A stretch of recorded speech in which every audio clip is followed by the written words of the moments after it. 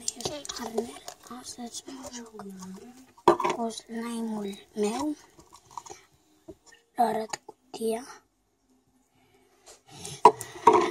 El arată așa. Stați să vi-l... Da.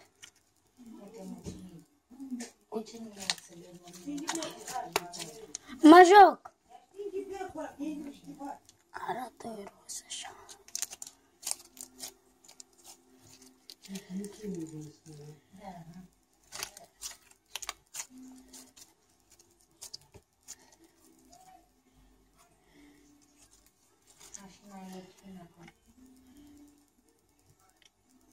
Mulțumesc, Aneguci, mulțumesc.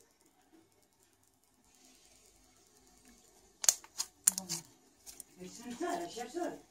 A? Mai sunt, m-au ciugulit. Că m-au ciugulit de la. Până m-am ciugulit.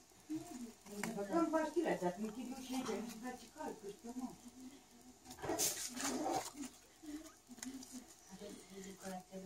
Eu am zis să leapă până acolo, dar la pastila. Mă fac pastila, că nu faci cu el. Da, dar trebuie să-mi duci ușa. E de cald. Oricum, am dat oripentul. Dar avem nevoie de cum. Geanta de asta. Ai o geantă de asta? Știi că am putea să vândem. Să întreagă țarul. Dacă nu mai sunt și alți pasageri, uite, îți păsă mai mult decât ce el capă pe hai, mea, ce bine. Nu știu ce cu tine, zilele astea. Deja Te transform. se și aude.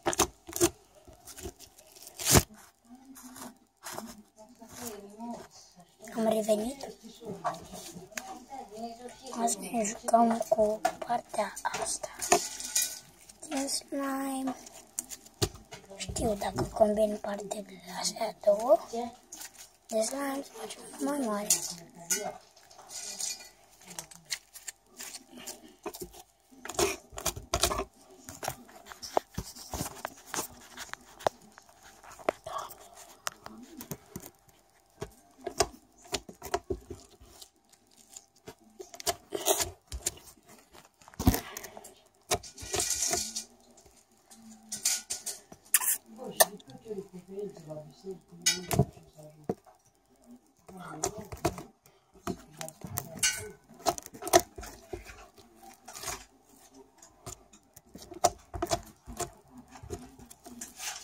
Dragoș, după aia să stingi becul, da?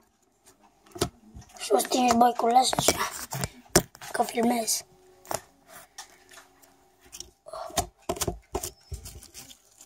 Sara, îmi spui când începi? Da, te scot, Dragoș. Dar despre ce film e ăla? Despre o prințesă. Despre ce? O prințesă.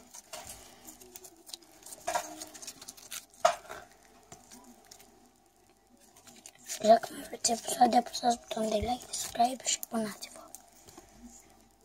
Pentru Radu Marnel Ionuț.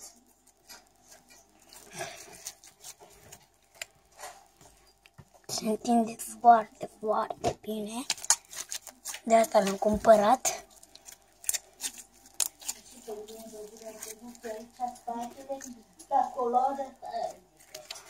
Dragoș, Dragoș, să duci mi-aduci alea capă. Faci băi, măi. Îi zici că mi-aduci mie. Să faci băi.